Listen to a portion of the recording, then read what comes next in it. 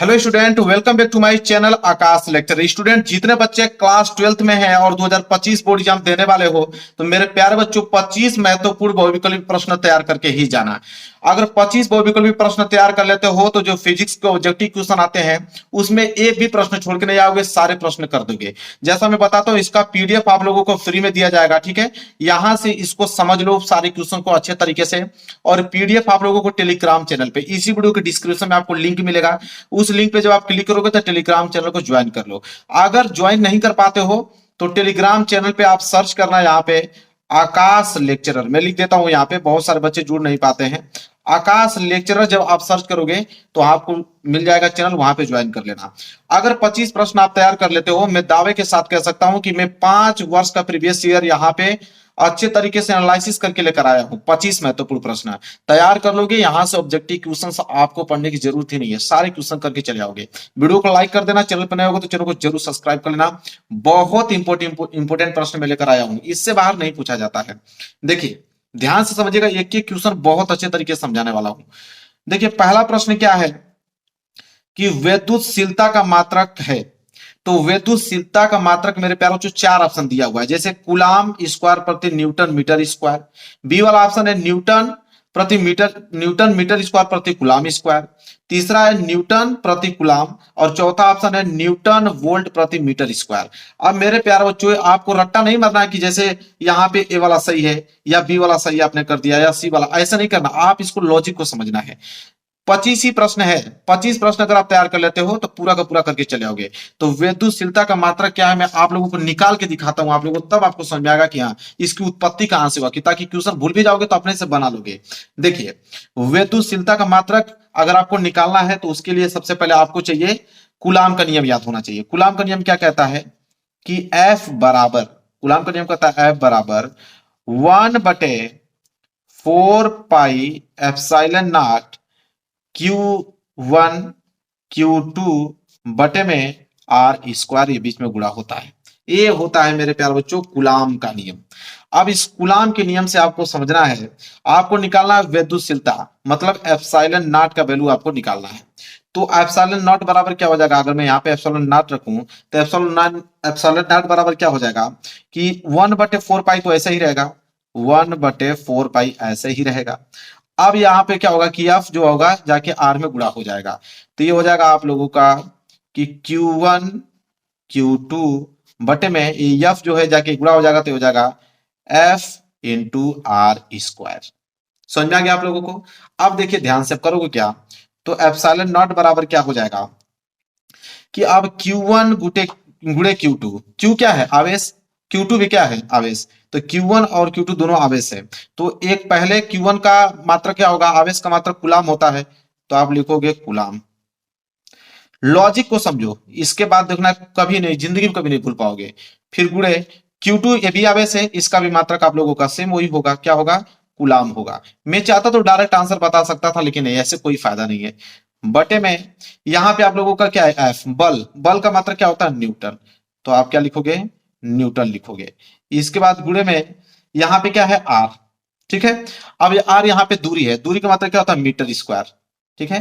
तो आप इसको लिखोगे मीटर स्क्वायर, क्योंकि आर स्क्वायर है तो मीटर स्क्वायर होगा, एम गुणे एम मतलब मीटर स्क्वायर। अब यहां से ध्यान से आप चीज समझो मेरे प्यार बच्चों, तो एप्सिलॉन नॉट मतलब विद्युतशीलता, तो विद्युतशीलता का मात्रक क्या होगा, कूलाम गुणे कूलाम, मतलब कूलाम स्क्वायर। कूलाम गुणे कूलाम मतलब क्या हो जाएगा, कूलाम स्क्वायर। और बटे में तो यहां पे हो जाएगा बटे में न्यूटन, तो आप लिखोगे न्यूटन, ठीक है, न्यूटन, और इनटू मीटर स्क्वायर, तो मीटर स्क्वायर। लो भाई बन गया एकदम आराम से, ठीक है। क्या बन गया यहाँ पे, कूलाम स्क्वायर प्रति न्यूटन मीटर स्क्वायर। यह होगा मेरे प्यारे बच्चों विद्युतशीलता का मात्रक। अब बताए इतना आप लोगों को डिटेल में कोई समझाएगा, इतना डिटेल में कोई आप लोगों को समझा नहीं पाएगा। मैं चाहता हूं तो डायरेक्ट आंसर बता सकता था, लेकिन उससे कोई फायदा नहीं, लॉजिक को समझो। तो देखो कौन सा ऑप्शन हो जाएगा मेरे प्यारे बच्चों, तो coulomb square newton metre square, पहला वाला ऑप्शन आप देखिए, पहला वाला ऑप्शन जो है बिल्कुल राइट आंसर हो जाएगा। अब यहाँ पे आप लोगों को करना है पहला वाला ऑप्शन। तो समझ में आ गया आप लोगों को। मैं चाहता हूं तो डायरेक्ट आंसर बता सकता था, लेकिन कोई फायदा नहीं है आप लोगों को। तो अगर आप भूल भी जाते हो तो इस तरह आप लोग लॉजिकल पढ़े रहोगे तो तुरंत आंसर दे पाओगे इसका। तो कूलाम स्क्वायर प्रति न्यूटन मीटर स्क्वायर। चलिए मेरे प्यारों, दूसरा प्रश्न देखते हैं। देखिए ध्यान से, दूसरा प्रश्न क्या कहता है। दूसरा प्रश्न यह है मेरे प्यारे बच्चों कि दो बिंदु आवेश K1 परावैद्युतांक वाले माध्यम में रखे हैं, उनके बीच लगने वाला स्थिर वैद्युत बल F है। यदि माध्यम का वैद्युतांक बदलकर K2 कर दिया जाए तो उनके बीच कितना स्थिर वैद्युत बल होगा। ठीक है, very very most important question है, बहुत ज्यादा इंपोर्टेंट। लिख लो, गारंटी है मेरा कि ये सारे प्रश्न आएंगे। अगर 25 प्रश्न तैयार कर लेते हो, ऑब्जेक्टिव के सारे क्वेश्चन करके चले आओगे फिजिक्स के। अब यहां से इसको भी लॉजिकल हम लोग समझेंगे डिटेल में। अब यहाँ पे स्थिर वैद्युत बल पूछा है हमसे, ठीक है। अब यहां से आपको चीज एक समझना है। मैं यहाँ पे एक पेज लेता हूं, फिर समझाता हूं। अब यहाँ पे आपको मालूम है, बोला कि दो बिंदु आवेश K1 परावैद्युतांक वाले।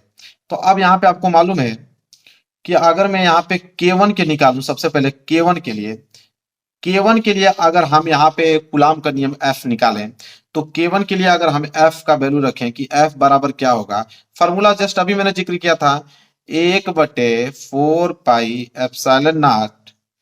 ठीक है, इसके बाद इनटू यहाँ पे क्या होता है K1, फिर गुणे में Q1 Q2 बटे में R स्क्वायर। ये हो गया आप लोगों को समीकरण नंबर पहला, मान लो। इसी तरह यहां बोला है मेरे प्यारे बच्चों कि K2 कर दिया जाए, मतलब कि यदि माध्यम का प्रवृत्तांक बदलकर K2 कर दिया जाए तो K2 के लिए भी निकाल लेते हैं। तो अगर हम K2 के लिए अगर कूलाम का नियम निकालें, ठीक है, प्रवृत्तांक के लिए अगर हम निकालें K2 प्रवृत्तांक के लिए, तो यहां से इसको F माने हैं तो इसको आप F डैश मान लो। तो F डैश बराबर क्या होगा, सेम फॉर्मूला वही रहेगा कि 1/4 पाई एप्सिलॉन नॉट इंटू में यहाँ पे K2 हो जाएगा, फिर इंटू Q1 Q2 बटे में R स्क्वायर। अब मेरे प्यारे बच्चों इसको समीकरण दूसरा मान लो। कितना इजी है, बहुत सिंपल, बस समझना आप लोगों का है।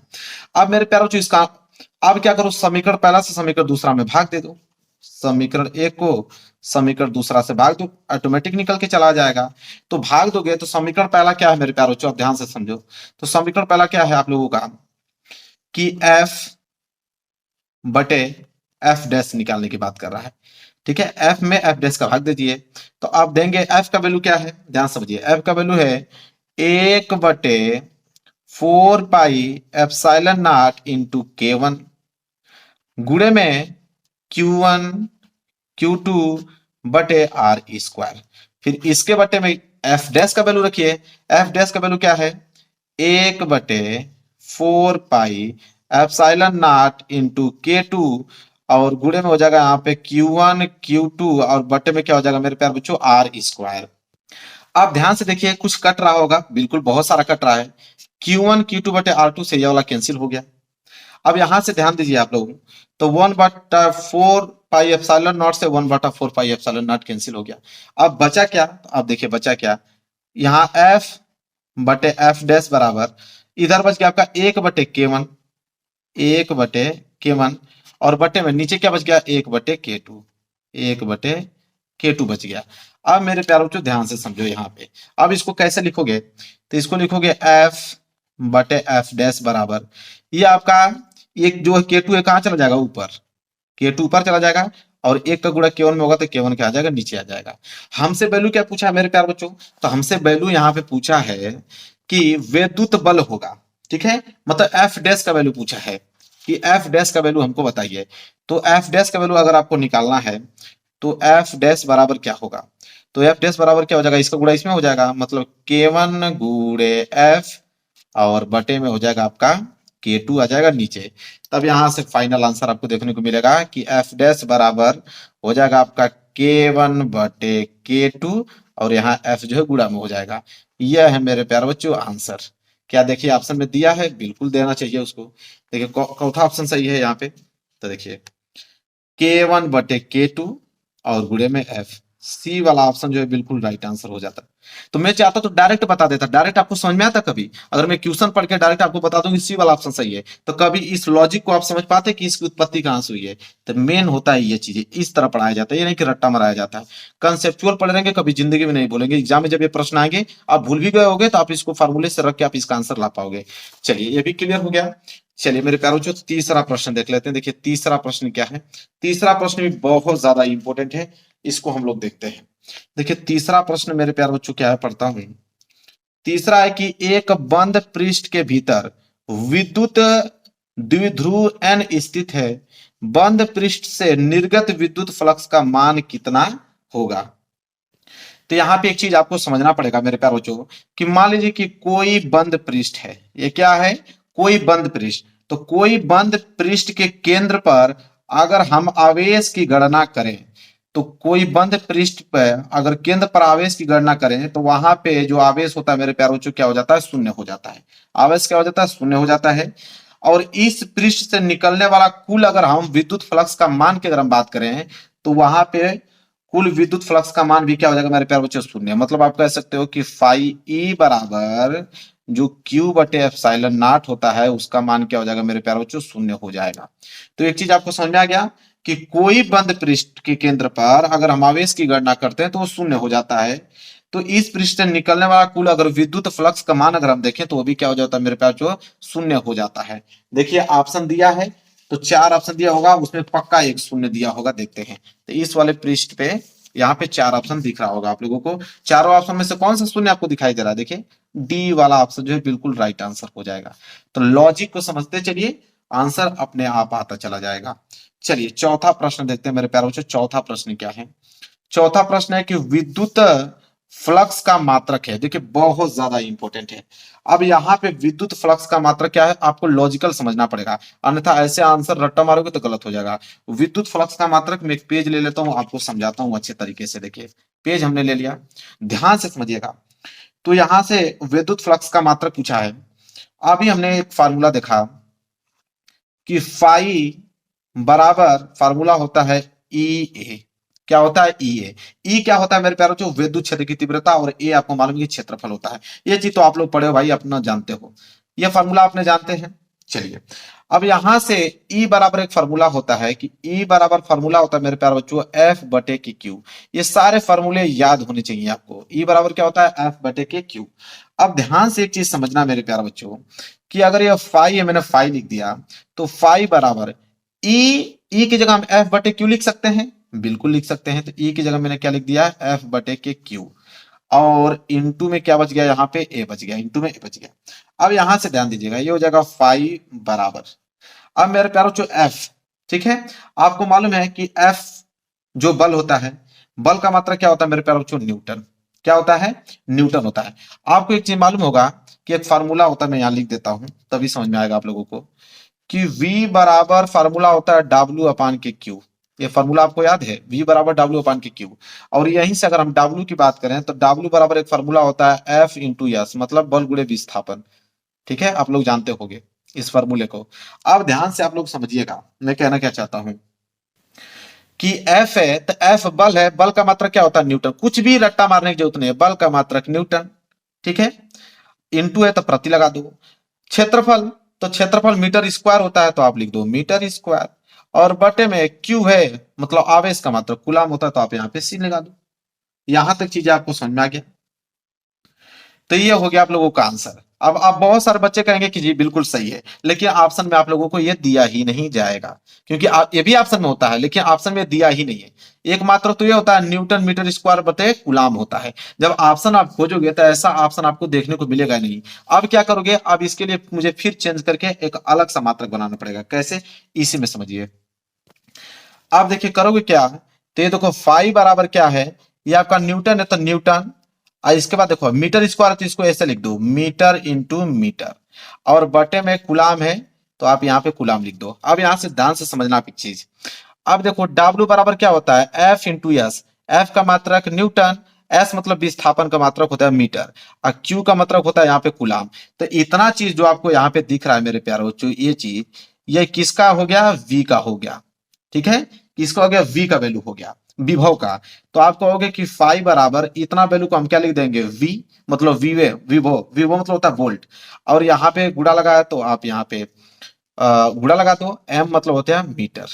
ठीक है, तो आपका बच गया क्या, कि वोल्ट मीटर। आपका फाइनल आंसर क्या आया, वोल्ट मीटर। तो ये हो जाएगा मेरे प्यारे बच्चों वोल्ट मीटर। अब जाके आपको समझ में आ गया होगा कि हाँ, तो फार्मूला कहां से बना है। ठीक है, तो मात्रक आप लोगों का तो यही होता है, न्यूटन मीटर स्क्वायर प्रति कूलम, और मात्रक ये भी होता है वोल्ट मीटर। तो दोनों में से कोई भी दे सकता है। देखिए इसमें ये वाला नहीं दिया है, ये वाला दिया, तो बहुत सारे लोग रट्टा मारे होंगे, तो ये वाला कहेंगे कि इसमें तो ऑप्शन है ही नहीं, तब जाके आपको इसको जनरेट करोगे इस तरह। तो फार्मूला की उत्पत्ति यहां से, मतलब मात्रक की उत्पत्ति यहां से होती है फार्मूले के हिसाब से। अब आपको डिटेल में समझ में आ गया होगा, तो वोल्ट मीटर मतलब तब जाके आप सी वाला ऑप्शन क्या करोगे, सही करोगे। और जो लोग नहीं पढ़े रहेंगे वो कभी जिंदगी में कर नहीं सकते हैं। जब तक इसके मेथड को, तौर तरीका को नहीं जानोगे तब तक आप कर ही नहीं पाओगे। इसलिए मैं इतना डिटेल में बता रहा हूं, क्योंकि कमजोर से कमजोर और तेज से तेज विद्यार्थी हमारे यूट्यूब चैनल पर पढ़ रहे हैं। मैं सोच रहा हूं कि किसी को ऐसा ना हो कि ना समझ में आए, सारे लोगों को समझ में आए। चलिए देखते हैं प्रश्न नंबर 5वां। चलिए मेरे प्यारों बच्चों, 5वां प्रश्न देखिए। 5वां प्रश्न बहुत ज्यादा important, very very most important. अगर 25 प्रश्न तैयार कर लेते हो ना, तो ऑब्जेक्टिव क्वेश्चन आप बिल्कुल पूरा का पूरा करके आने वाले हो। क्या बोला है कि एक समान विद्युत क्षेत्र ई में रखे विद्युत द्विध्रुव आघूर्ण पी वाले विद्युत द्विध्रुव को 90 डिग्री घुमाने में किया गया कार्य होगा। बहुत ज्यादा इंपॉर्टेंट मेरे प्यारों बच्चों, देखिए इसको भी बिना फॉर्मूले के आप हल नहीं कर सकते हैं। ठीक है, इसलिए मैं डिटेल में आपको बता रहा हूं। देखिए फॉर्मूला होता है, किया गया कार्य W बराबर, W बराबर फार्मूला होता है मेरे प्यारे बच्चों, कि पीई कोष्टक में 1 - cos थीटा। ठीक है, यह फार्मूला आपको याद होना चाहिए। ठीक है, यह फार्मूला होता है। अब यहां से ध्यान से आप देखिए क्या क्या चीज यहाँ पे दिया हुआ है। बोला कि एक समान विद्युत क्षेत्र ई में रखे विद्युत द्विध्रुव आघूर्ण पी वाले विद्युत द्विध्रुव को 90 डिग्री में घुमाते हैं, तो किया गया कार्य बताइए। देखिए सिंपल क्या है, अब यहां से आप करोगे क्या, W बराबर पीई कोष्टक में 1 - cos थीटा का वैल्यू देखिए दे रखा है। थीटा कितना, 90 अंश, 90 अंश घुमा रहा है, तो cos 90 अंश रख दो, सिंपल, कोष्टक बंद हो गया। यहां से आप W बराबर क्या निकालोगे, पीई कोष्टक में 1 - cos 90 अंश, cos 90 अंश का वैल्यू कितना होता है, 0 होता है। तो यहां से हो जाएगा आपका W बराबर पीई, और गुणे 1 में से 0 जाएगा तो क्या हो जाएगा मेरे प्यार बच्चों, 1 में से 0 जाएगा तो 1 ही होगा। अब यहां से क्या हो जाएगा, W बराबर पीई का गुणा 1 में करोगे तो पीई ही आने वाला है। तो W बराबर क्या आ गया, P इंटू ई। बस बात खत्म। देखिए ऑप्शन में दिया है W बराबर पीई, तो देखिए पीई दे रखा है, सी वाला ऑप्शन जो है बिल्कुल राइट आंसर हो गया। तो किया गया कार्य बराबर क्या हो जाएगा, W बराबर पीई। तो इतना देखिए लॉजिकल क्वेश्चन से, very very most important question मेरे प्यारे बच्चों। चलिए आगे बढ़ते हैं और प्रश्न नंबर 6 देखते हैं। देखिए प्रश्न नंबर 6 क्या है, कि 50 ओम प्रतिरोध के एक धात्विक तार को खींचकर उसकी लंबाई जो है 2 गुना कर दी जाती है, तो उसका नया प्रतिरोध होगा। वेरी वेरी मोस्ट इंपोर्टेंट मेरे प्यारे बच्चों, लिख के ले लो, गारंटी है कि ये क्वेश्चन आपके एग्जाम में बनने वाले हैं। अब बहुत सिंपल इसका मैं तरीका, एक सूत्र बताता हूं, बहुत ही ज्यादा सिंपल है, उससे आप बिल्कुल 2 मिनट के अंदर इन क्वेश्चनों को आसानी से कर पाओगे। देखिए फार्मूला याद कर लो पहले। फार्मूला यह है कि जब भी आपसे नया प्रतिरोध पूछे, क्या पूछे, जब भी आपसे नया प्रतिरोध पूछे तो आप करोगे क्या, तो नया प्रतिरोध जब भी आपसे पूछे तो नया प्रतिरोध बराबर होता है गुना का स्क्वायर, जितना गुना बोले उसका कर दो आप सिंपल स्क्वायर, और गुणे में होता है पुराना प्रतिरोध, जो पुराना प्रतिरोध दिया है उसका आप गुणा कर दो। अगर यह फार्मूला मालूम है तो इस तरह के प्रश्नों को आप बहुत कम समय में करके चले आओगे। यह फार्मूला होता है। अब यहाँ पे देखिए क्या बोला है, नया प्रतिरोध पूछा हमसे, नया प्रतिरोध को आर डैश मान लेते हैं। बोला है कि 50 ओम, ये पुराना प्रतिरोध है, 50 ओम प्रतिरोध के एक धात्विक तार को खींचकर उसकी लंबाई 2 गुना कर दिया जाए, तो गुना कितना कर रहा है, 2 गुना, तो यहाँ 2 लिख दो, 2 का स्क्वायर कर दो, गुणे पुराना प्रतिरोध कितना मेरे प्यारों बच्चों, 50 है। अब यहां से आर डैश के वैल्यू निकालो, नया प्रतिरोध, तो आर डैश बराबर क्या हो जाए, 2 का स्क्वायर करोगे तो 4, और गुणे में ये हो गया 50। अब यहां से आर डैश मतलब नया प्रतिरोध क्या हो जाएगा, 5 चौक को 20, तो 200। अब भाई यहाँ पे प्रतिरोध है तो मात्रा क्या होगा, ओम, तो नया प्रतिरोध जो है वो हो गया 200 ओम। बात खत्म। देखिए दिया है, बिल्कुल देगा, 100% देगा, डी वाला ऑप्शन बिल्कुल क्या हो जाएगा, राइट आंसर हो जाएगा। मेरे प्यार बच्चों समझ में आ गया आप लोगों को क्वेश्चन नंबर 6 भी अच्छे तरीके से। चलिए अगले क्वेश्चन की तरफ बढ़ते हैं, क्वेश्चन नंबर 7 देखते हैं। चलिए मेरे प्यार बच्चों, देखिए प्रश्न नंबर 7वां बहुत ही ज्यादा इंपॉर्टेंट है। ट्रिपल स्टार बना लो मेरे प्यार बच्चों, इस पे आप ट्रिपल स्टार बना लो, इतना ज्यादा इंपॉर्टेंट है। बहुत सारे बच्चों को तो समझ में नहीं आएगा कि क्वेश्चन क्या बोला है। ठीक है, यह है कि यदि संतुलित व्हीट स्टोन सेतु की प्रत्येक भुजा धारा मापी का प्रतिरोध R हो, तब बैटरी को जोड़ने वाले सिरों के बीच कुल प्रतिरोध कितना होगा। मेरे प्यारे बच्चों देखिए, बिल्कुल आसान तरीके से समझाऊंगा, डिटेल में आपको समझना है। एक पेज ले लेता हूं मैं, इसके बाद आपको समझाने का प्रयास करता हूं। देखिए बोला क्या है कि व्हीट स्टोन सेतु की प्रत्येक भुजा, अब यहां से चित्र के माध्यम से आपको समझना पड़ेगा। देखिए मैं चित्र बनाता हूं यहाँ पे, ठीक है, जैसे बना रहा हूं वैसे चित्र आपको भी बनाने हैं मेरे प्यारे बच्चों। इसके बाद देखिए डिटेल में आप लोगों को मैं समझाता हूँ इन चीजों को, तब जाके आपको समझ में आएगा कि हाँ वाकई में चीज होती क्या है, इसकी उत्पत्ति कहाँ से होती है। ऐसे आप लोगों को हवा हवाई में नहीं पढ़ना है, पढ़ रहे हो तो डिटेल में पढ़ो कि एक बार पढ़ लेता हूँ कभी भूलोगे नहीं। आप देखो ये बैटरी से जुड़ा हुआ है, ये हो गया आपका प्लस, ये हो गया आपका माइनस चार्ज। आप देखिए बोला क्या है यहाँ पे कि यदि संतुलित व्हीटस्टोन सेतु के प्रत्येक भुजा धारामापी का प्रतिरोध आर हो, तब बैटरी को जोड़ने वाले सिरों की कुल प्रतिरोध कितना होगा। चलिए मैं नामकरण कर लेता हूँ, पहले नाम रख लेता हूँ। इसका नाम पी रख लेता हूँ, इसका नाम क्यू, इसका नाम आर और इसका नाम एस रख लेता हूँ। और सभी प्रतिरोध क्या है, आर आर है। ये प्रतिरोध भी आर है, ये भी प्रतिरोध आर है, ये भी प्रतिरोध आर है, ये भी आर है, क्योंकि बोला है कि धारामापी का प्रतिरोध आर हो, सबका प्रतिरोध आर है।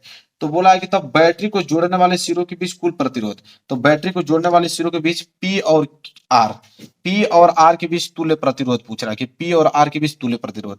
क्वेश्चन क्या पूछा है लास्ट में कि पी और आर के बीच पूछ रहा है आपसे तुल्य प्रतिरोध क्या होगा। मेन प्रश्न यह है, तुल्य प्रतिरोध, तुल्य प्रतिरोध पूछ रहा है कि पी और आर के बीच तुल्य प्रतिरोध क्या होगा, क्वेश्चन मार्क।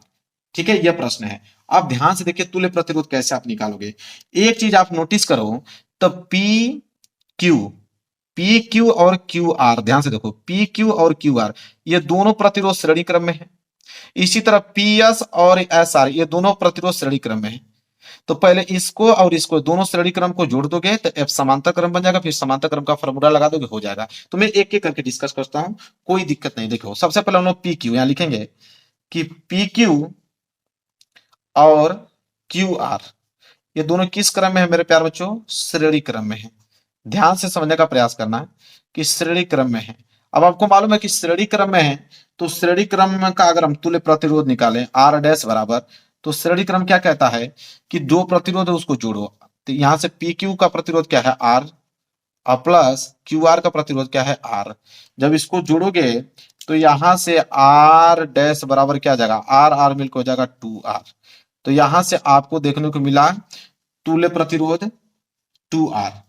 इसी तरह नीचे वाला हल करेंगे हम लोग कि पी एस क्या है, पी एस और एस आर, तो पी एस और एस आर ये दोनों भी किस क्रम में है, तो श्रेणी क्रम में है। तो श्रेणी क्रम में है तो इनका भी हम लोग तुल्य प्रतिरोध निकालेंगे। तो इनका तुल्य प्रतिरोध क्या हो जाएगा, आर डैश डैश बराबर, क्योंकि आर डैश हमने इसको मान लिया तो इसको आर डैश डैश मान लेते हैं। तो आर डैश डैश बराबर क्या होगा, फिर वही इसका दिया है आर और उसका भी वैल्यू दिया है आर, तो ये भी जब इसको हल करोगे तो ये भी आ जाएगा 2R। तो इसका भी तुल्य प्रतिरोध क्या आ गया, 2R आ गया। अब ध्यान से आप एक चीज नोटिस करना कि इन दोनों को हल किया तो 2R आ गया, इन दोनों को हल किया तो 2R आ गया। अब नया आपको डायग्राम इस तरह देखने को बनेगा कि इन दोनों को हल किया तो ये 2R, इन दोनों को हल किया तो ये 2R। अब नया आपको डायग्राम यह देखने को मिला होगा, इसको हल किया तो 2R, इसको हल किया तो 2R, और ये बिंदु आपका P है और ये बिंदु आपका Q है। ठीक है, अब यहां से अब इस चित्र के माध्यम से देखिए कि दोनों प्रतिरोध किस क्रम में जुड़े हैं, समांतर क्रम में। अब समांतर क्रम में जुड़े हुए हैं तो अब इनका हम लोग निकालेंगे तुल्य प्रतिरोध। तो समांतर क्रम यहाँ पे लिखेंगे हम लोग कि P और Q के बीच समांतर क्रम, समांतर क्रम में जुड़े हुए हैं। तो समांतर क्रम में जुड़े हुए हैं तो इसका तुल्य प्रतिरोध कैसे निकालेंगे, तो तुल्य प्रतिरोध समांतर क्रम का फॉर्मूला होता है 1/r डैश डैश डैश। ठीक है, क्योंकि आर डैश मान लिया है, इसको आर डैश मान लिया, इसको आर डैश ट्रिपल डैश मान लेता हूं, तो 1/3 R डैश बराबर क्या होता है formula, 1/r dash plus 1/r dash dash. क्योंकि इसको हमने आर डैश माना है, इसको मैंने आर डैश माना है, तो हो जाएगा आपका 1/3R डैश बराबर 1/r डैश कितना है 2R, प्लस इसका भी वैल्यू कितना है दो आर ही है। अब इनको हल करेंगे तो हो जाएगा 1/RR बराबर एलसीएम कितना हो जाएगा, 2R का 2R हो जाएगा। 2R से 2R कैंसिल, ऊपर एक, ये भी 2R से 2R कैंसिल, ऊपर बच गया एक। ठीक है, अब यहाँ में जगह में हल कर देता हूँ यहाँ। अब देखिए क्या हो जाएगा, 1/RR बराबर एक एक मिलके हो जाएगा 2/2R। अब यहाँ से ध्यान से देखिए, तो ये 2 से 2 क्या हो रहा है, कैंसिल हो रहा है, तो ऊपर क्या बच गया, एक। तो यहाँ पे आपको देखने को मिला होगा कि 1/R बराबर 1/R देखने को मिला। हमें वैल्यू क्या चाहिए, R तुल्य प्रतिरोध फाइनल। तो R को हम जब ऊपर करेंगे तो ये भी R कहाँ चला जाएगा, ऊपर। अब देखिए आंसर क्या आ गया, सिर्फ R आ गया। आंसर क्या आ गया, सिर्फ R।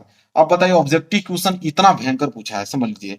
जब तक आप इसके लॉजिक को नहीं जानेंगे तब तक आप ऑल्लो पे इसी तरह करते रह जाओगे, आंसर कभी सही नहीं होगा। तो R देखिए दिया है, तो इसके ऑप्शन को चेक करेंगे तब ना मालूम चलेगा। तो चलिए देखिए ऑप्शन चेक करते हैं। तो इस वाले पेज को हटाता हूं, अब ये वाला पेज लाता हूं। देखिए आर का मतलब पहला वाला ऑप्शन। मैं चाहता तो डायरेक्ट आपको नहीं बता सकता था कि पहला वाला ऑप्शन सही होगा, आर सही होगा, लेकिन आपको कभी समझ में आता है कि आर आखिर में कहां से आया है।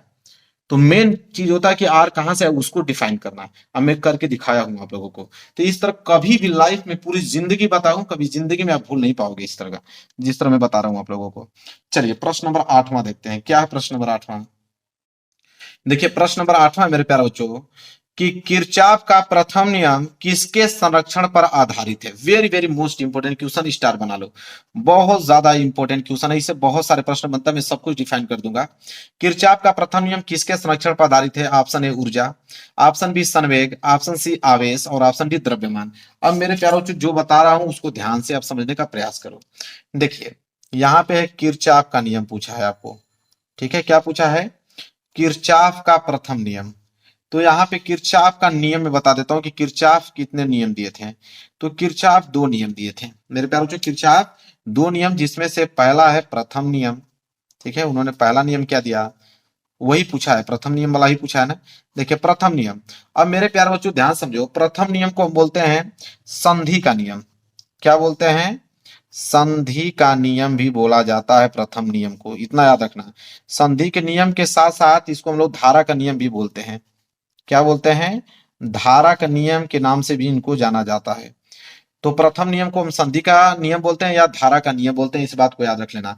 और ये किस संरक्षण पे आधारित है, तो आवेश संरक्षण के सिद्धांत पे आधारित है। प्रथम नियम, प्रथम नियम आवेश संरक्षण के सिद्धांत पे आधारित है, किरचॉफ का प्रथम नियम। समझ में आ गया आप लोगों को। इसी तरह उन्होंने दूसरा नियम भी दिया, यहाँ पे लिख लीजिए उसको भी डिटेल में, क्योंकि पूछता है। द्वितीय नियम, यहाँ पे हेडिंग बनाइए और लिखिए द्वितीय नियम। तो द्वितीय नियम क्या होता है, तो द्वितीय नियम को हम बोलते हैं बोल्टता का नियम। क्या बोलते हैं, बोल्टता का नियम बोलते हैं, बोल्टता का नियम। बोल्टता का नियम कहिए या बंद पास का नियम कहिए, बंद पास का नियम कहिए, दोनों नियम एक ही है, दो अलग अलग नामों से जाना जाता है। बोल्टता का नियम या बंद पास का नियम। अगर हम बताएं कि यह किस संरक्षण के सिद्धांत पे आधारित है मेरे प्यारे बच्चों, तो ऊर्जा, यहां लिखिए, मैं पेन चेंज कर देता हूं, ऊर्जा संरक्षण के सिद्धांत पे आधारित है। ऊर्जा संरक्षण के सिद्धांत पे आधारित है मेरे प्यारे बच्चों। क्लियर है, आप लोगों को समझ में आ रहा है। और क्वेश्चन में आपसे पूछा क्या है, तो क्वेश्चन में यहाँ पे पूछा है किरचॉफ का प्रथम नियम किसके संरक्षण पे आधारित है। तो प्रथम नियम आवेश संरक्षण के सिद्धांत पे आधारित है। आवेश का मतलब सी वाला ऑप्शन जो है बिल्कुल राइट आंसर हो जाएगा। तो मैं चाहता तो डायरेक्ट आपको नहीं बता देता कि आवेश पे, लेकिन अगर इतना डिटेल बता दिया तो जब भी आपसे कुछ भी पूछेगा बता देगा प्रथम नियम आवेश संरक्षण के सिद्धांत पे, द्वितीय नियम ऊर्जा संरक्षण के सिद्धांत के। प्रथम नियम को किस नाम से जाना जाता है, संधि के नियम से या धारा के नाम से जाना जाता है। द्वितीय नियम को बोल्टता का नियम या बंदपास के नियम से जाना जाता है। तो इतना सारा क्वेश्चन तैयार हुआ डिटेल में आप लोगों को, समझ लीजिए एक प्रश्न से। तो इस तरह पढ़ाया जाता है, समझ में आ गया आप लोगों को। चलिए आगे बढ़ते हैं मेरे प्यारों, जो प्रश्न नंबर 9।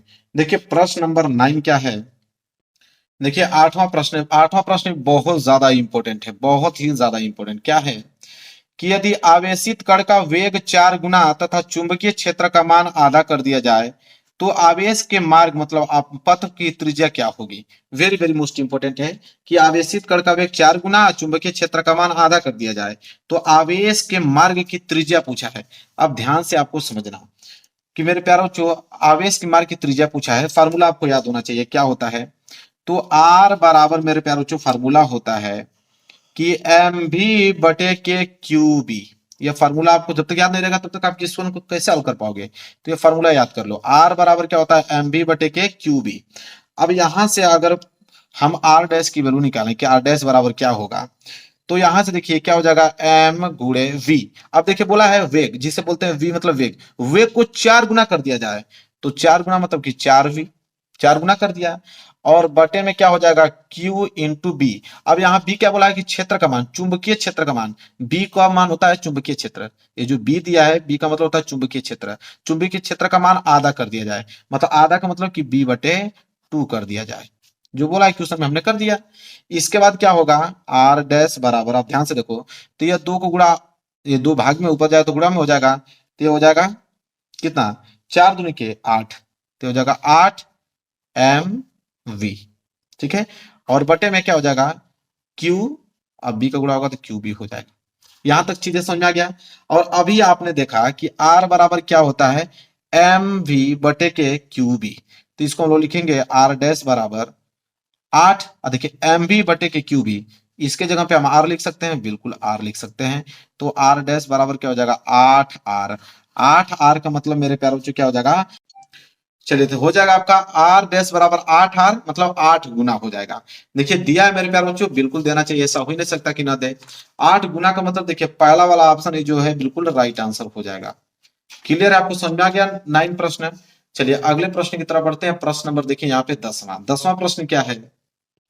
10वां प्रश्न मेरे प्यारे बच्चों यह है कि चल कुंडली धारा मापी की सुग्राहिता में वृद्धि की जा सकती है कुंडली का क्षेत्रफल घटाकर, कि कुंडली में फेरों की संख्या घटाकर, कि कुंडली का क्षेत्रफल बढ़ाकर, कि चुंबकीय क्षेत्र का मान घटाकर। मेरे प्यारे बच्चों चल कुंडली धारा मापी की सुग्राहिता में वृद्धि की जा सकती है केवल कुंडली का क्षेत्रफल बढ़ाकर किया जा सकता है।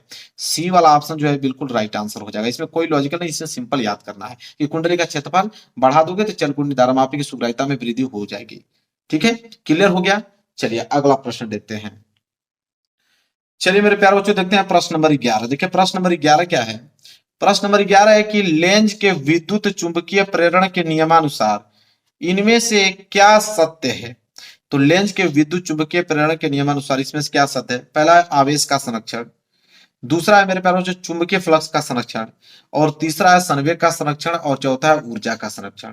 तो मेरे प्यारों जो ऊर्जा के संरक्षण पे ही आधारित है लेंज का चुंबकीय प्रेरण नियम, इसलिए डी वाला ऑप्शन जो है बिल्कुल राइट आंसर हो जाएगा। ये बात आपको भी मालूम है कि लेंज के विद्युत चुंबकीय प्रेरण जो नियम है वो ऊर्जा के संरक्षण पे आधारित होता है। डी वाला ऑप्शन जो है बिल्कुल राइट आंसर हो जाएगा। तो इसमें कोई लॉजिक नहीं है, इसमें तो सिंपल याद करना है। आगे देखते हैं। हाँ 12वां प्रश्न में लॉजिक है, क्या है देखिए ध्यान से। 12वां प्रश्न है, चलिए तो देखते हैं इसे कैसे लगाएंगे। प्रश्न यह पूछा है प्रश्न नंबर 12 कि यदि L तथा R क्रमशः प्रेरकत्व तथा प्रतिरोध हैं तो यल बटे आर मात्रक होगा। बहुत ज्यादा इंपॉर्टेंट प्रश्न मेरे प्यारे बच्चों, हर साल आपके एग्जाम में देखोगे तो प्रश्न पूछा जाता है। एल क्या है प्रेरकत्व, आर क्या है प्रतिरोध। अब यहाँ पे ध्यान से देखिए, आपसे पूछा है कि यल बटे आर बराबर क्यू समार, इसका आपको पूछा है यहाँ पे मात्रक। अब ध्यान से आप ये समझिए, सबसे पहले तो आप जानिए कि एल, एल का मात्रक, एल मतलब प्रकृत्व जो होता है उसका मात्रक क्या होता है, अलग अलग आप जानोगे तभी तो मान रखोगे। तो एल का मात्रक होता है मेरे प्यारे बच्चों ओम सेकेंड। क्या होता है ओम सेकेंड होता है, लिख लो अच्छे तरीके से, ओम सेकेंड होता है। इसी तरह अगर हम बात करें आर का मात्रक, तो आर का मात्रक तो सबको मालूम है, प्रतिरोध का मात्रक क्या होता है ओम होता है। क्या होता है ओम होता है। अब आपसे प्रश्न क्या पूछा है एल बटे आर, कि एल बटे आर का मात्रक बताइए। तो एल का मात्रक अभी आपने देखा कि क्या होता है ओम सेकेंड, तो एल की जगह आप क्या रखोगे ओम सेकेंड रखोगे। क्लियर। और बटे में क्या होता है आर, आर का मात्रक अभी आपने देखा है कि ओम होता है, तो यहाँ पे क्या रखोगे ओम रखोगे। अब यहां से देखिए ओम से ओम सिंपल कट रहा है, तो ओम से ओम आप सिंपल काट दीजिए। तो एल बटे आर का जो मात्रक आ जाएगा वो सिर्फ क्या आ जाएगा सेकेंड। क्या आ जाएगा मेरे प्यारे बच्चों सेकेंड आ जाएगा। क्या यही आंसर है जी, बिल्कुल यही आंसर है। देखिए सेकेंड दिया है, जरूर से जरूर देगा, ऐसा हो ही नहीं सकता कि ना दे। और सी वाला ऑप्शन जो है बिल्कुल राइट आंसर हो जाएगा। तो 12वें का सी जो है बिल्कुल करेक्ट आंसर हो जाएगा मेरे प्यारे बच्चों। आगे बढ़ेंगे, अगला प्रश्न देखेंगे। और प्रश्न नंबर 13वां, प्रश्न नंबर 13वां है कि किसी एलसीआर श्रेणी परिपथ के लिए अनुनाद की स्थिति में धारा तथा लगाई गई वोल्टता के बीच कालांतर होगा। बहुत ज्यादा इंपॉर्टेंट, इस पे ट्रिपल स्टार बना लीजिए, इतना ज्यादा इंपॉर्टेंट है प्रश्न। इसको एक या दो तीन बार देख के जाना, ये प्रश्न आपके एग्जाम में 100% बनने वाले हैं।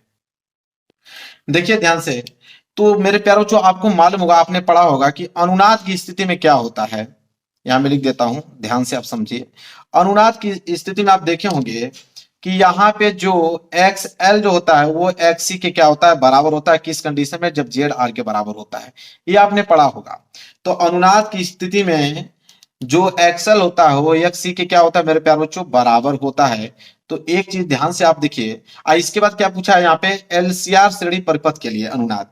तो आप जानते हैं कि एलसीआर सर्किट के लिए कालांतर का सूत्र क्या होता है मेरे प्यारे बच्चों। तो एलसीआर सर्किट के लिए कालांतर अगर हम बात करें तो कालांतर के लिए सूत्र आपका बन जाता है कि टेन फाइव बराबर, नोट कीजिए, टेन फाइव बराबर एक्स एल माइनस एक्स सी बटे में क्या होता है, आर होता है। तो आप मेरे प्यारों बच्चों ये बताइए कि हम क्या ऐसे कर सकते हैं इसको कि टेन फाइव बराबर एक्स एल माइनस एक्स सी। अब देखिए एक्स सी जो है एक्सएल के बराबर है, तो एक्स सी की जगह हम एक्सएल लिख सकते हैं, कोई डाउट नहीं। तो यहाँ पे एक्स सी की जगह हमने एक्सएल लिख दिया और बटे में क्या हो गया, यहाँ पे आर हो गया। अब ध्यान से आप एक चीज देखिए, तो ये हो जाएगा आपका टेन फाइव बराबर एक्सएल में से एक्सएल कैंसिल, तो हो गया जीरो, जीरो बटे क्या हो गया, आर। तो यहां से हो जाएगा आपका टेन फाइव बराबर क्या हो जाएगा, जीरो। और टेन फाइव क्या है मेरे प्यारे बच्चों, कालांतर है। आपको मालूम है क्या है, कालांतर है। यही पूछा था कि कालांतर क्या होगा। तो कालांतर मेरे प्यारे बच्चों आप देखिए क्या हो जाएगा, शून्य हो जाएगा। क्या हो जाएगा, शून्य हो जाएगा कालांतर। तो शून्य का मतलब मेरे प्यारे बच्चों डी वाला ऑप्शन जो है बिल्कुल राइट आंसर हो जाएगा। एक एक स्टेप में आपको समझाते चल रहा हूं, कोई भी दिक्कत नहीं होगा किसी भी प्रश्न में, चाहे वो कितना भी बड़ा क्यों ना प्रश्न हो, कोई भी दिक्कत नहीं होगा, पूरा समझाने की गारंटी मेरी है। क्वेश्चन नंबर 14 देखिए क्या है। क्वेश्चन नंबर 14 मेरे प्यारे बच्चों यह है कि विद्युत चुंबकीय तरंगे उत्पन्न होती हैं। तो विद्युत चुंबकीय तरंगे उत्पन्न होती हैं स्थिर आवेश द्वारा, कि नियत वेग से गतिशील आवेश द्वारा, कि त्वरित आवेश द्वारा, कि आवेशहीन कण द्वारा। मेरे प्यारे बच्चों आपको मालूम है मेरे प्यारे बच्चों कि जब चुंबकीय क्षेत्र में गति होती है या कोई आवेश त्वरित होता है या घूमता है, तो ऐसे केस में आपने देखा होगा कि चुंबकीय क्षेत्र और विद्युत क्षेत्र दोनों जनरेट होता है। और जब दोनों कॉम्बिनेशन से तरंगे उत्पन्न होती हैं उसे हम लोग विद्युत चुंबकीय तरंगे कहते हैं। तो एक बात आप बिल्कुल दिमाग में फिट कर लेना कि विद्युत चुंबकीय तरंगे उत्पन्न होती हैं तो त्वरित आवेशों के द्वारा उत्पन्न होती हैं। किनके? त्वरित आवेशों के द्वारा उत्पन्न होती हैं। सी वाला ऑप्शन जो है बिल्कुल राइट आंसर हो जाएगा।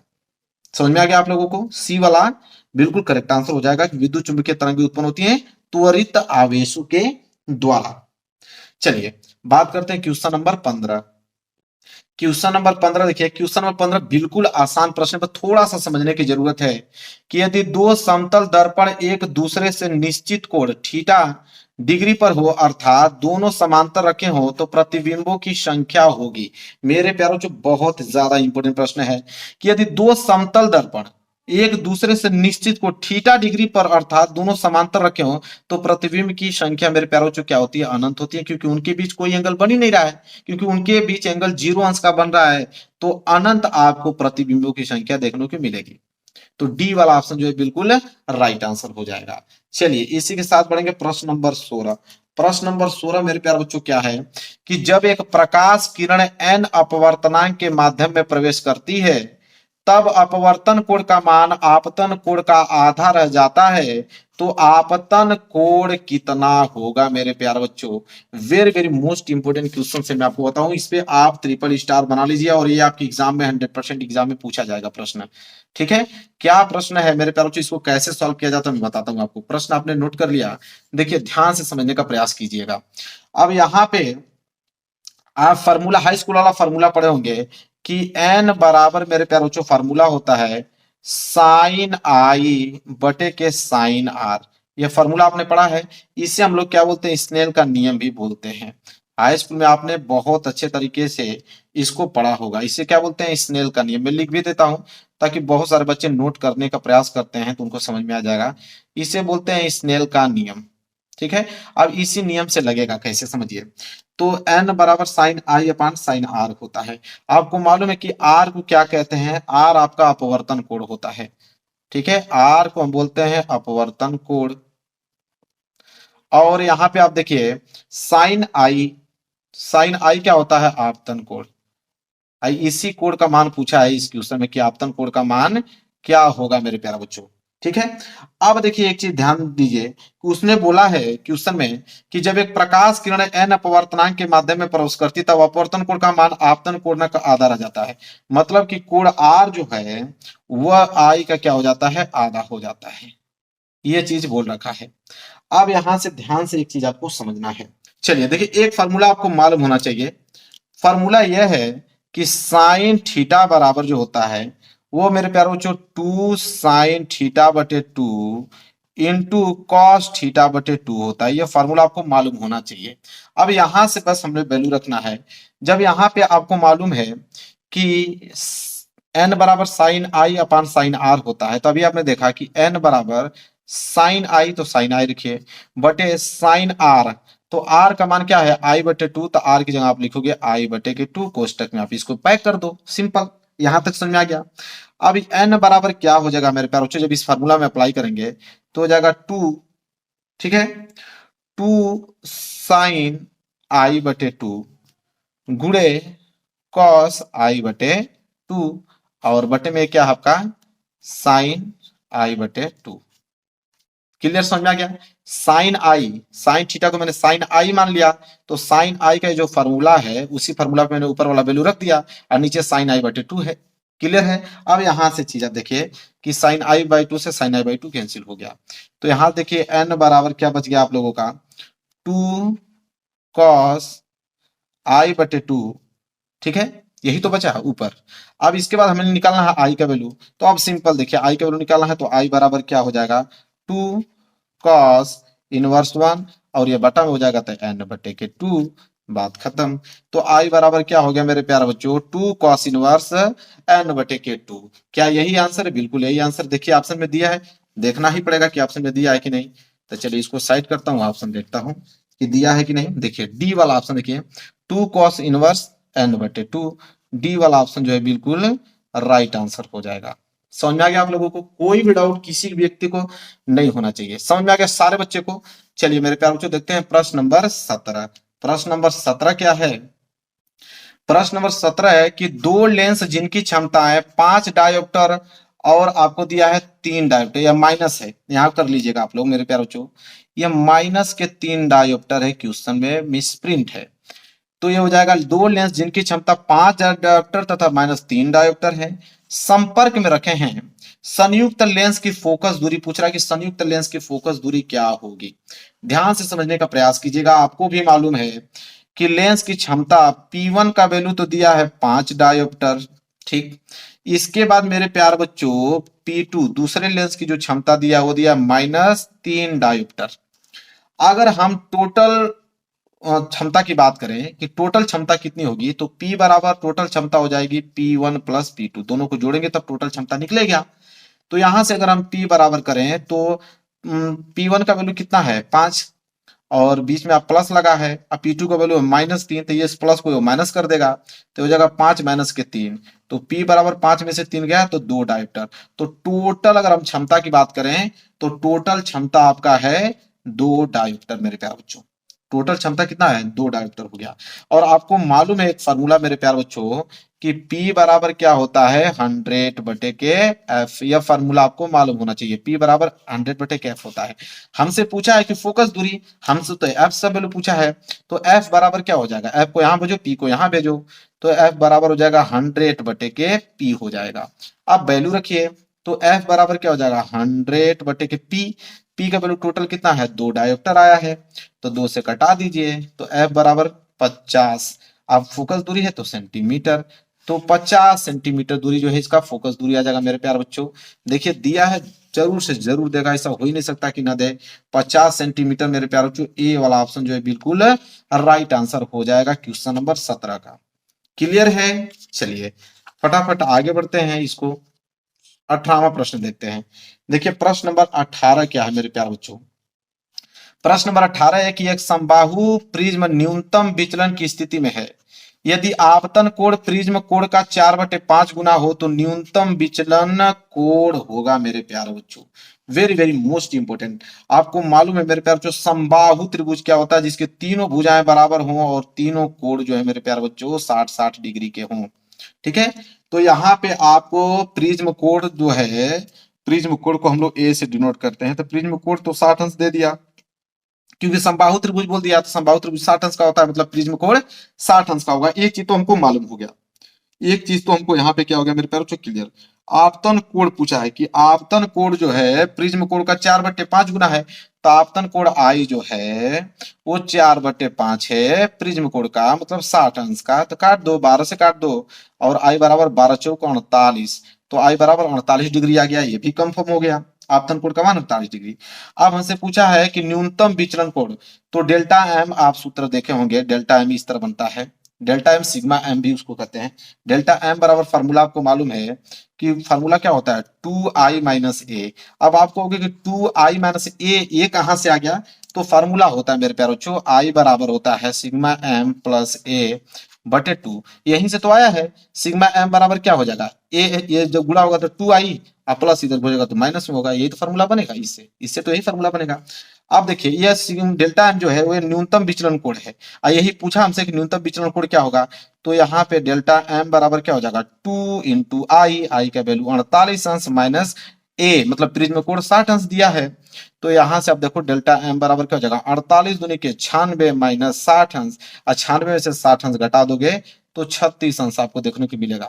ये 360 नहीं है, 36 अंश है, चलो सही से लिख देता हूँ 36 अंश ऐसे। तो 36 अंश मेरे प्यारे बच्चों हो जाएगा, दिया है क्या, बिल्कुल बी वाला ऑप्शन जो है बिल्कुल राइट आंसर हो जाएगा मेरे प्यारे बच्चों।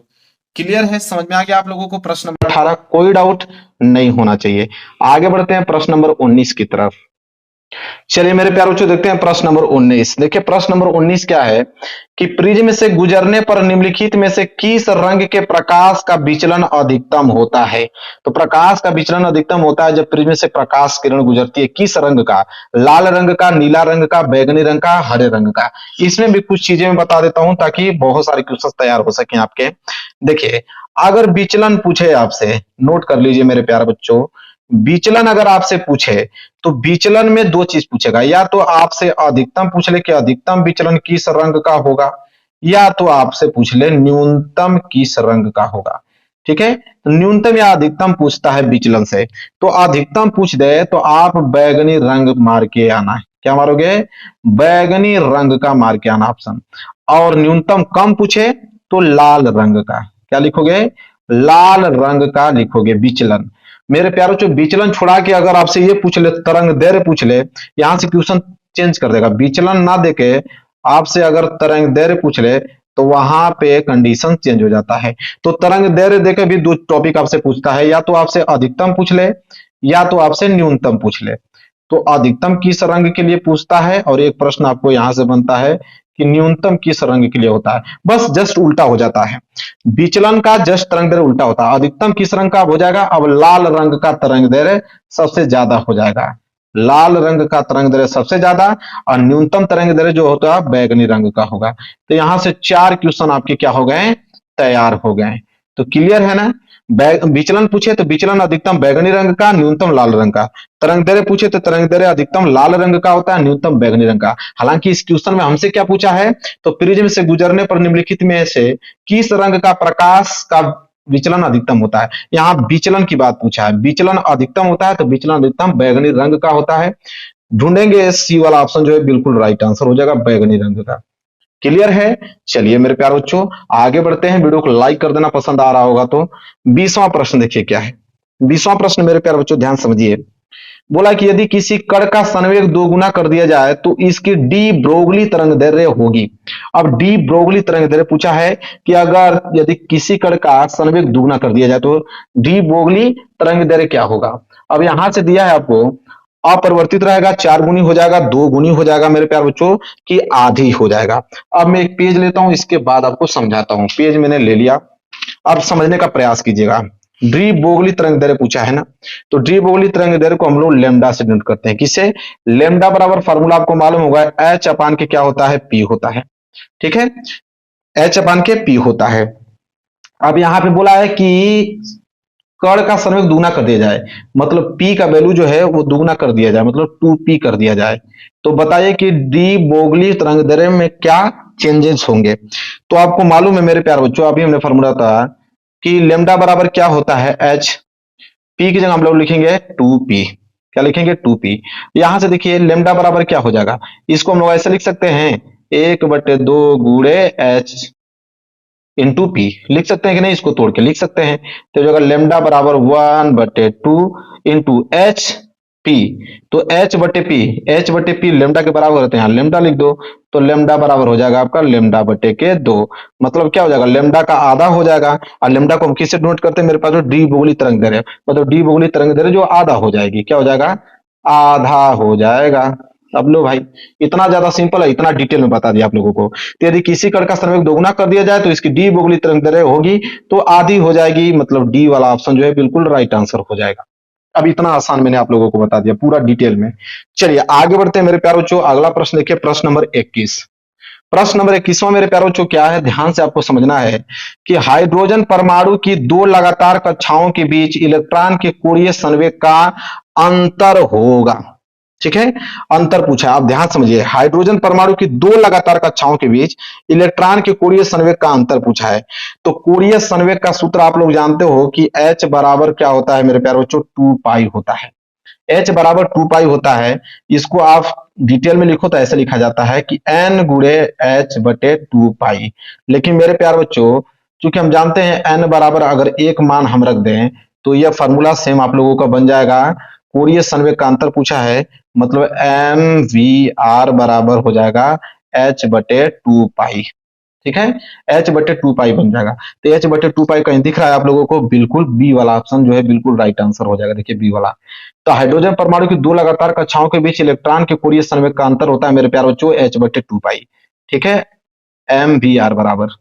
चलिए आगे बढ़ते हैं, अगला प्रश्न देखेंगे, प्रश्न नंबर 22। प्रश्न नंबर 22 मेरे प्यारे बच्चों है कि निम्नलिखित में से कौन सा कण मूल कण नहीं है। ठीक है, कौन सा कण मूल कण नहीं है मेरे प्यारे बच्चों, प्रोटॉन, मेसान, न्यूट्रॉन, अल्फा कण। मालूम है आपको कि प्रोटॉन, मेसान, न्यूट्रॉन ये सभी मूल कण होते हैं। अल्फा कण जो है मूल कण नहीं होता है। क्यों नहीं होता है? क्योंकि यह हीलियम का नाभिक होता है। तो हीलियम का नाभिक अल्फा कण होता है, इसलिए मूल कण के अंतर्गत नहीं आएगा। डी वाला ऑप्शन जो है बिल्कुल राइट आंसर हो जाएगा। मेरे प्यारे बच्चों समझ में आ रहा है आप लोगों को सारे क्वेश्चन? चलिए फटाफट लाइक करते रहिए, चैनल को सब्सक्राइब कर लीजिए। आगे बढ़ते हैं, प्रश्न नंबर 23। चलिए मेरे प्यारों चो आगे बढ़ते हैं और प्रश्न नंबर 23 देखते हैं। देखिए प्रश्न नंबर 23वां क्या है, वेरी वेरी मोस्ट इंपोर्टेंट है कि सूर्य की विकिरण ऊर्जा का स्रोत है। तो जो सूर्य का विकिरण ऊर्जा उसका क्या स्रोत है, नाभिकीय विखंडन, कि प्रकाश विद्युत प्रभाव, की साइक्लोट्रॉन, की नाभिकीय संलयन। मेरे प्यारे बच्चों आपको भी मालूम है मेरे प्यारे बच्चों कि नाभिकीय संलयन के कारण ही उसमें सूर्य में ऊर्जा जनरेट होता है। कैसे होता है? तो अल्फा कण आपको मालूम है, अरे अल्फा कण कह रहे हैं कि जो हल्के हल्के नाभिक हाइड्रोजन होते हैं, तो हल्के हल्के छोटे छोटे नाभिक के हाइड्रोजन मेरे प्यारे बच्चों जुड़कर एक भारी हीलियम नाभिक का निर्माण करते हैं, जिससे भारी मात्रा में ऊर्जा जनरेट होता है। तो नाभिकीय संलयन जो इस प्रश्न का राइट आंसर हो जाएगा। समझ में आ गया आप लोगों को? नाभिकीय विखंडन तो वो परमाणु बम में होता है। समझ में आ गया ना? नाभिकीय संलयन से सूर्य का ऊर्जा उत्पन्न होती है। आगे बात कर लेते हैं, 24वां प्रश्न क्या है कि पी प्रकार के अर्धचालक में आवेश वाहक होते हैं केवल इलेक्ट्रॉन, केवल कोटर, इलेक्ट्रॉनों की संख्या अधिक तथा कोटरों की संख्या कम, कि कोटरों की संख्या अधिक तथा इलेक्ट्रॉनों की संख्या कम। मेरे प्यारों चो एक चीज इसमें समझाना है आप लोगों को, कभी जिंदगी में भूल नहीं पाओगे आप। पी प्रकार के अर्धचालक में आवेश वाहक पूछ रहा है ना, ध्यान से समझने का प्रयास करना। एक आपको पी टाइप पूछता है, ध्यान सुना जो पूछा है। पी टाइप एक होता है अर्धचालक, एक होता है एन टाइप अर्धचालक होता है। दो टाइप के अर्धचालक होते हैं। तो इसमें क्या होता है, पी टाइप में बहुसंख्यक जो होता है वो होता है मेरे प्यारे बच्चों कोटर। बहुसंख्यक क्या होता है, कोटर होता है। इसमें अल्पसंख्यक इलेक्ट्रॉन होते हैं। क्या होते हैं? अल्पसंख्यक इलेक्ट्रॉन, मतलब इलेक्ट्रॉनों की संख्या कम होती है, अल्पसंख्यक इलेक्ट्रॉन होते हैं। और जो एन टाइप होता है मेरे प्यारे बच्चों, तो एन टाइप में बहुसंख्यक इलेक्ट्रॉन होते हैं। क्या होते हैं, बहुसंख्यक, मतलब उसमें इलेक्ट्रॉनों की संख्या क्या होती है मेरे प्यारे बच्चों, अधिक होती है। तो एक चीज याद रखना कि पी टाइप में प्रोटॉनों की संख्या अधिक होती है, इलेक्ट्रॉनों की संख्या कम होती है, और एन टाइप में इलेक्ट्रॉनों की संख्या अधिक होती है, प्रोटॉनों की संख्या कम होती है। बस इतना ही आपको याद करना है। तो पी प्रकार के अर्धचालक में आवेश वाहक होते हैं मेरे प्यारे बच्चों, तो आप डी वाला करोगे, क्योंकि प्रोटॉनों की संख्या तो अधिक होती है, इलेक्ट्रॉनों की संख्या कम होती है। अगर यही एन टाइप पूछ देता तो इलेक्ट्रॉनों की संख्या अधिक और प्रोटॉनों की संख्या कम हो जाता। तो दोनों प्रश्न बता दिया, चाहे वो आपसे पी टाइप का पूछ ले चाहे एन टाइप का पूछ ले। हालांकि पी टाइप पूछा है तो ये वाला होगा, एन टाइप पूछता है तो सी वाला ऑप्शन होता। सब कुछ डिटेल में बताता चल रहा हूं। आज का लास्ट प्रश्न मेरे प्यारे बच्चों, आज का लास्ट प्रश्न है प्रश्न नंबर 25वां, कि पी प्रकार अर्धचालक होते हैं। मेरे प्यारे बच्चों, पी प्रकार अर्धचालक होते हैं धनावेशित, ऋणावेशित, उदासीन के धनावेशित या ऋणावेशित, कोई भी। आपको बता दूं कि पी प्रकार के अर्धचालक जो होते हैं वो धनावेशित होते हैं मेरे प्यारे बच्चों।